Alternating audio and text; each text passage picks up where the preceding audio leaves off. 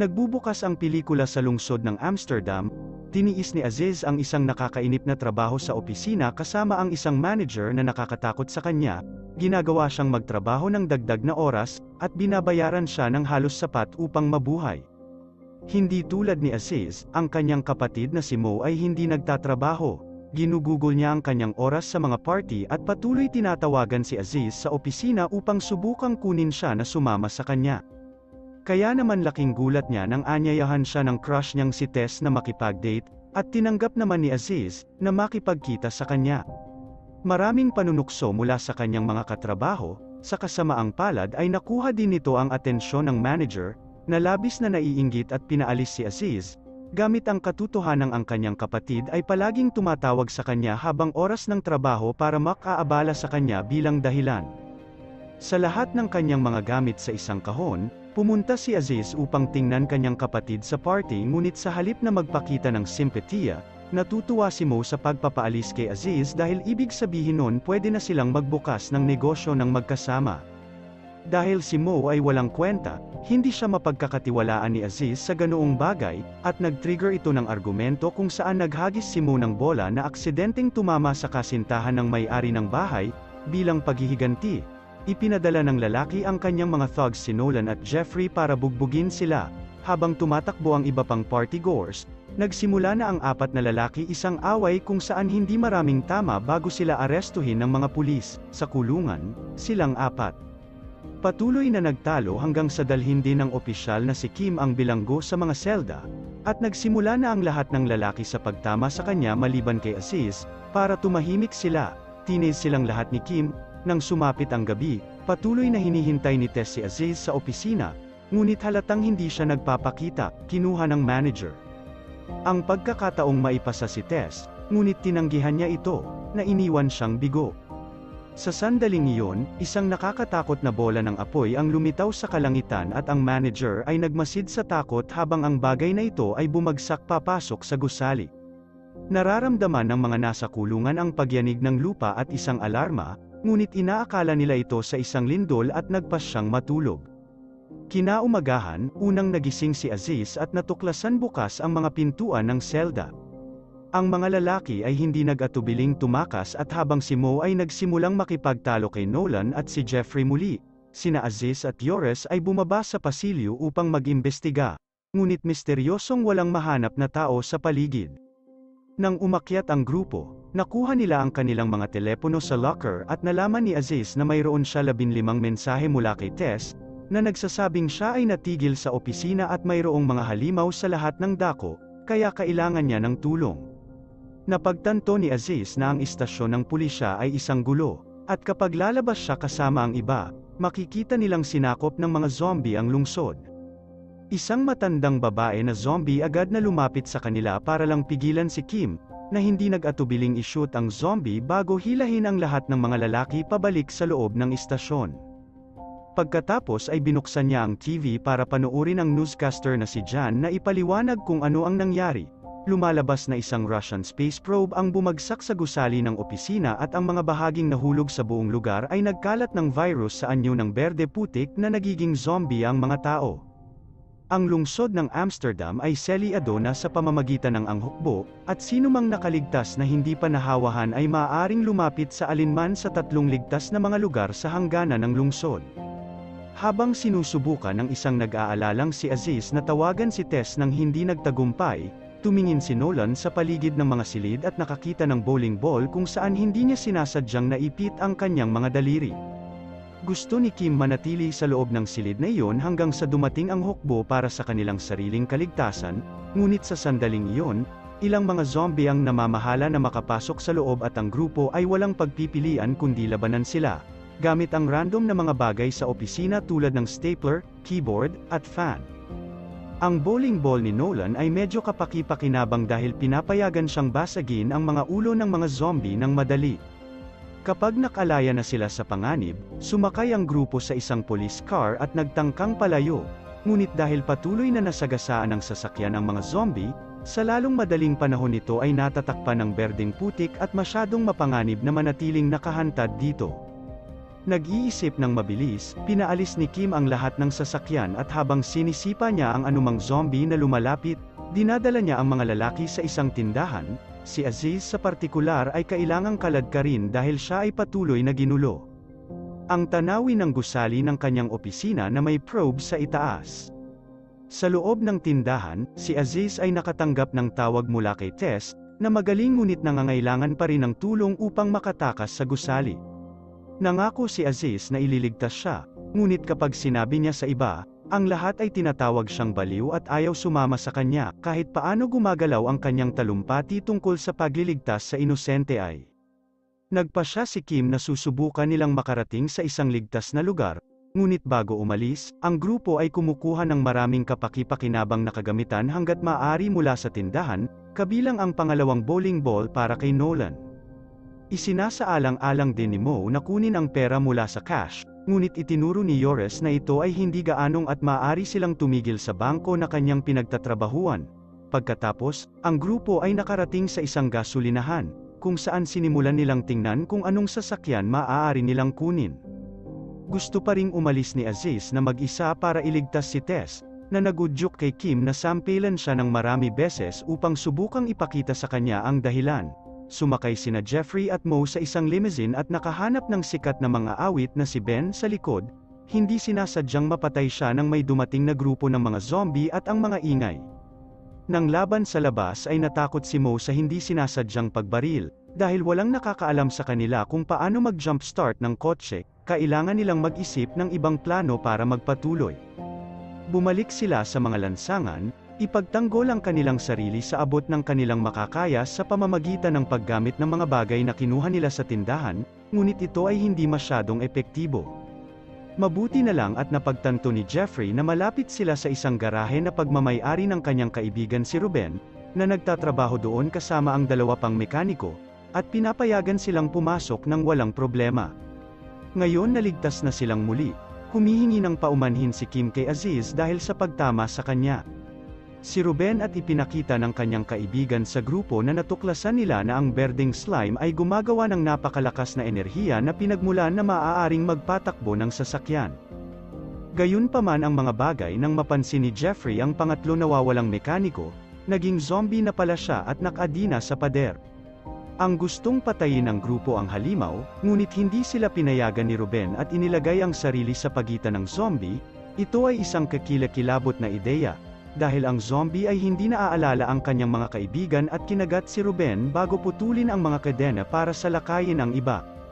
Habang nakikipaglaban ang grupo sa zombie, si Aziz ay pumili ng isa pang tawag mula kay Tess, na napapalibutan ng mga zombie at hindi alam kung paano siya makakaligtas, bago pa matapos ni Nolan ang zombie sa kanyang bowling balls, nagawang sugatan ng halimaw si Kim, at niyakap siya ni Aziz sa kanyang mga bisig dahil siya tumangging iwan siya. Sa kasamaang palad, walang pakialam sina Nolan, Jeffrey, Mo, at Yoris.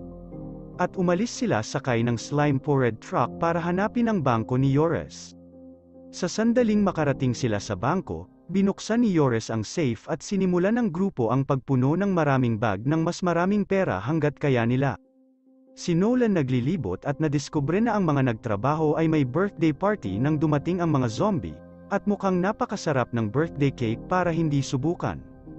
May ulo ng patay na tao sa ibabaw nito, kaya sinubukan ni Nolan na maging palihim hanggat maaari, ngunit nagising ang lalaki at kinagat ang braso ni Nolan. Kapag handa na ang lahat, ipinakita ni Yoris ang kanyang tunay na kulay at pinagbantaan ng iba gamit ang kanyang sandata gawin nilang ibigay sa kanya ang lahat ng pera, pagkatapos ay tumakas siya kaagad bago ang gusali ay napapalibutan ng higit pa mga zombie.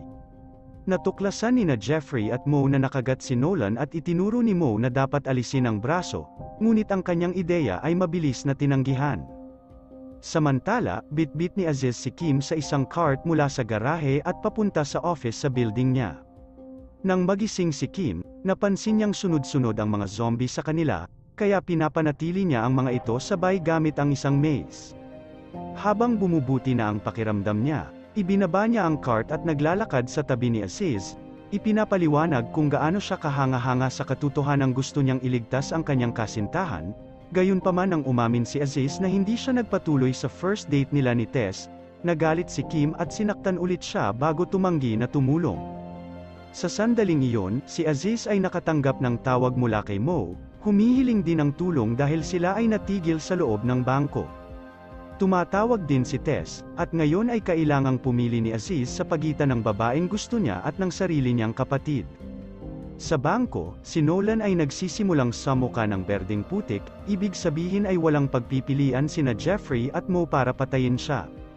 Ito ay lumalabas na mas mahirap kaysa sa hitsura nito at kailangan nilang gumamit ng iba't ibang mga bagay upang magawa, kabilang ang isang lampara, isang bowling ball, at sa TV, nagpatuloy si John ay update ang mga manunood sa sitwasyon, pinapatay ang anumang mga zombie na sumusubok na matakpan ang kanyang programa. Ito ay natuklasan na ang space probe ay umaakit sa mga zombie sa gusali ng opisina na parang magnet, at ang Russia ay nagpapadala ng isang espesyal na komando upang pangalagaan ito.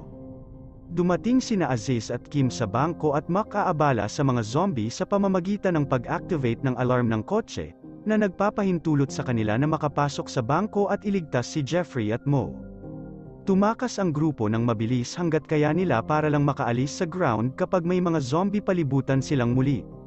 Ngunit nang malapit na silang mawalan ng pag-asa, nagulat sila sa pagdating ng magkakapatid na Barichi. Ang mga taong ito ay dating nagmamay-ari ng isang kebab restaurant at naging dalubhasang mga mangangaso ng isang araw. Lahat ng kanilang mga kliyente ay nag-transform sa mga zombie. Kasunod ng mala video game na pagkakasunod-sunod, binugbog ng mga Barichis ang karamihan sa mga kalaban, at iniwan ang huling grupo na papatayin ng kanilang pinakasariling sinanay na zombie, na kanilang pinakawalan bilang gantimpala para sa isang mahusay na trabaho. Bago umalis ang magkapatid, binigyan ang grupo ng mga direksyon upang maabot ang pinakamalapit na ligtas na lugar. Ilang sandali pa, dumating na rin sila sa wakas sa kanlungan, ngunit ayaw pumasok ni Aziz at hiniling sa mga sundalo na sumama sa kanya upang iligtas si Tess. Bawat sundalo ay hindi pinapansin ang kahilingan at hinihiling sa kanya na pumasok o umalis, hanggang sa pagliko kanilang mga armas kay Aziz, tumangging sumuko. Nagnakaw si Aziz ng isang truck ng hukbo at nagulat na makita si Mo, sina Kim, at Jeffrey na kasama niya. Kapag nakarating sila sa gusali ng opisina, sila mismo ang nag-armas na may mga sandata ng militar mula sa likod ng truck. Habang si Jeffrey ay nananatili sa labas na may bitbit na minigun, bumalik ang mga zombie at maghiganti para kina Nolan, Aziz, Mo, at Kim na sumakay sa elevator para makarating sa mas mataas palapag at hanapin si Tess. Pero, ang elevator ay biglang natigil nang sila ay malapit na, kaya ang trio kailangang puwersahang buksan ang pinto at hanapin si Tess habang iniiwasan ang anumang mga zombie na nasa gusali na. Sa sandaling iyon, naubusan ng bala si Jeffrey at nagmamadaling pumasok, para lamang mahanap ang elevator ay hindi gumagana. Ngayon ay kailangan niyang umakyat sa hagdan, na isang mahabang paglalakad mula sa unang palapag. Hindi banggitin ang dagdag na bigat ng minigun, habang maingat na lumilibot ang tatlo sa mga opisina, nakasalubong nila ang isang katrabaho ni Aziz na nandito rin para kay Tess. Nagagalit si Mo sa katotohanang inilagay nila ang kanilang sarili panganib, ngunit sinabihan ni Kim si Aziz na magpatuloy at hanapin pa rin si Tess habang ginagamit nila ang kanilang mga baril upang labanan ang mga papasok na zombie horde. Sa sandaling malayo na siya sa laban, tinawagan ni Aziz si Tess, ngunit ang narinig niya sa kanya na hindi na niya kailangan pumunta dahil naunang dumating ang ibang katrabaho. Habang si Tess at ang lalaki ay abala sa isang mesa, dumating ang manager bilang isang zombie at inatake silang dalawa. Makalipas ang ilang sandali, sa wakas ay nakarating si Aziz sa bubong na sinundan niya, na nahiwalay kay Kim sa panahon ng pakikibaka. Ang mga zombie ay umaabot din sa bubong at sinusundan sila, kaya binabaril nito sila habang nag-aaway dahil sinisisi niya si Aziz kung bakit sila naipit doon. Galit na galit, tinawag ni Aziz si Mo na isang taluna na sinira ang lahat ng kanyang binuo. Ngunit sa sandaling napagtanto niya kung gaano siya nasaktan ang kanyang kapatid, humingi siya ng tawad at nagkaayos sila ng yakap. Biglang may bumagsak sa helicopter na tao sa bubong. Ito ay Russian Commando Andrej, na nakikita bilang matapang at maaasahan lamang sa makagat ng zombie pagkalapag niya. Bago makuha ng impeksyon ang kanyang katinuan, siya hinihimok ang mga kapatid na tulungan siyang ilagay ang mga pampasabog na dinala niya sa buong probe, sa paraang magagawa nila pasabugin ang gusali at lahat ng mga zombie na kasama nito. Samantala, nakita ni Kim si Tess, na tila ay natatakot at umiiyak nagiging zombie, habang ang babae ay nagsimulang mag-away at si Jeffrey ay patuloy na umakyat ng napakabagal. Tinapos ni na Aziz at Mo ang paglalagay ng mga pampasabog bago maging zombie si Andrej. Ang magkapatid na lalaki ay lumaban sa kanya ng sama-sama at nagawa ni Andrej na itulak si Mo upang kumagat sa kanya. Natagpuan ni Aziz ang isang granada na ibinagsak ng sundalo at isinabit ito na ipinagpatuloy niya sa pagdikit sa ulo ni Andrej, mabisang pumatay sa kanya kapag ito ay sumabog. Dahil nakagat na si Mo, nagpasya siya upang manatili sa likod kasama ang detonator at pinaalis si Aziz, na nagbibigay sa kanya ng 10 minuto bago papasabugan ang building at sinabi sa kanya na piliin si Kim kesa kay Tess kasi mas mabuti siyang tao. Habang pabalik siya sa gusali, nadatnan ni Aziz ang manager, na mabilis niyang binaril bago lumiko sa kanto at nakitang pinapatay ni Kim si Tess gamit ang isang sipa sa ulo. Pagkatapos, nagsimulang tumakbo sina Kim at Aziz pababa ng hagdan, kung saan halos mapaiyak si Jeffrey nang marinig niya ang mga ito kailangang bumaba muli pagkatapos niyang umakyat sa lahat ng paraan. Sa bubong, nakita ni Mo ang kanyang sarili na napapalibutan ng mga zombie at ang kanyang baril ay hindi sapat para pigilan silang lahat. Hindi siya maaaring mamatay nang hindi natatapos ang kanyang misyon, pinasabog niya ito bago lumipas ang 10 minuto. Nagsisimulang yumenig ang gusali ito ay tinamaan ng pagsabog at ang trio ay kailangang magmadali sa pagbaba habang umiiwas sa mga zombie sabay-sabay. Buti na lang umalis sila sa gusali bago ito bumaba. Hinahanap ang magkakapatid na Barichi na naghihintay sa kanila sa kanilang sasakyan upang mag-alok ng ligtas na pagtakas. Gabi na sa oras na makarating ang grupo sa ligtas na lugar. Gustong magdiwang ni Kim at Aziz kaya sila ay naghalikan, ngunit tinihil sila ni Jeffrey at hinikayat silang pumasok sa ligtas na lugar na huwag itulak ang kanilang swerte. Bago matapos ang pelikula makikita natin sa nakakagulat, ang mga bagay ay hindi gaanong mas mahusay sa loob dahil ang buong hukbo ay inatake ng mga zombie. Matapos ipahayag ni Aziz ang kanyang pagkamuhi sa gayong mga nilalang, naghanda ang grupo para lumaban habang nasa TV, malungkot na natalo si Jan sa laban at pinatay sa harap ng kamera.